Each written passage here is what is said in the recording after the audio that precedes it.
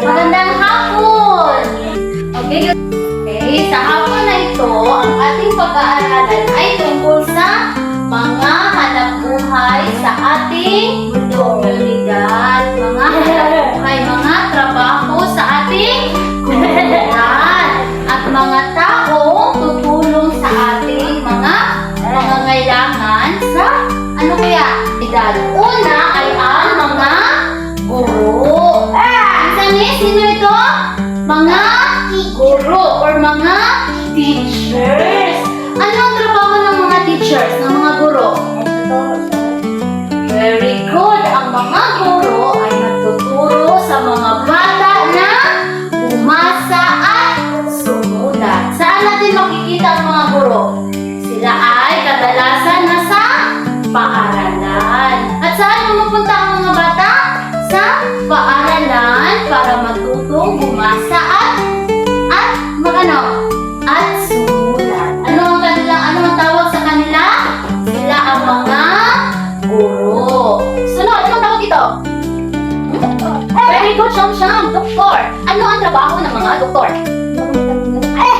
Very good. Ang mga doktor, sila ang gumagamot sa mga may sakit. Sila ang nangangalaga sa ating kalusugan. At saan natin makikita ang mga doktor? Saan sila nagtatrabaho? Very good. Doon sila nagtatrabaho sa hospital. Ang mga guro, saan nagtatrabaho? Sa paaralan. Okay, next. Ito.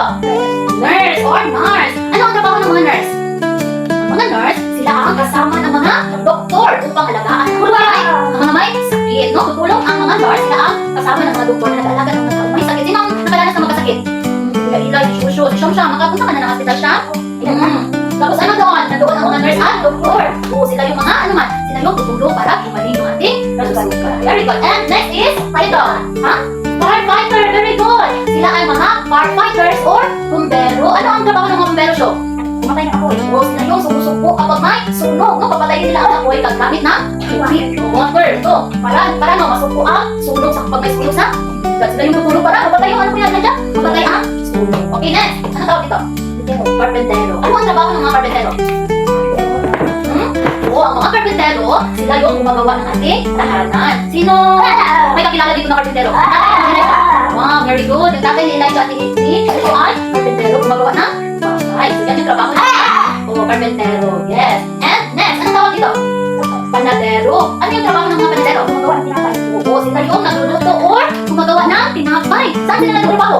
Doon sa bakery shop. Oo, sa bakery shop sila yung nagluluto ng pagkain. Ay, ng tinapay. Parang meron tayong yes, mag-share ng bread. Okay, ito, ano tawag dito? Farmer or magsasaka. Ano yung trabaho ng mga magsasaka? Very good show. Ang mga magsasaka, sila yung nagdadaling ng mga palay, ano pa mga kuya, Elisha? Mga gulay, no? Para merong makain yung mga tao sa komunidad. Tapos binibenta doon sa palengke para may pabili ang mga tao na pagkain. Ano ang tawag sa kanilang trabaho? Magsasaka or farmers. Okay, last. Ito. Very good. Mangingisda. Ang mga mangingisda, ang kanilang trabaho ay manguhuli ng yes, manguhuli ng isda para may makain ang mga tao na piningwin. Marami sila ginagamit para makahuli ng isda. O, saan sila makikita? Saan sila nagtatrabaho kaya niya siya? Nagtatrabaho sila sa dagat or sa ilog. O, sa sapa, no? Sa ilog or sa sapa or sa dagat. Doon natin makikita ang mga mangisda. Sino marunong mangisda dito? Galing. Marunong kayo mangisda? Okay, ngayon, ang ating activity sa hapon na ito ay inyong i-connect. I-connect ninyo yung pangalan ng picture. Halimbawa, number 1, nasaan dito yung guro? Ito, guro. I-connect ninyo doon sa guro. Nandun ang guro. Nurse. Okay? Isulat niya yung pangalan dito. Grace. Pangalan lang tapos iba dito. Okay? Sino? Okay, take your seat. Tuturuan natin.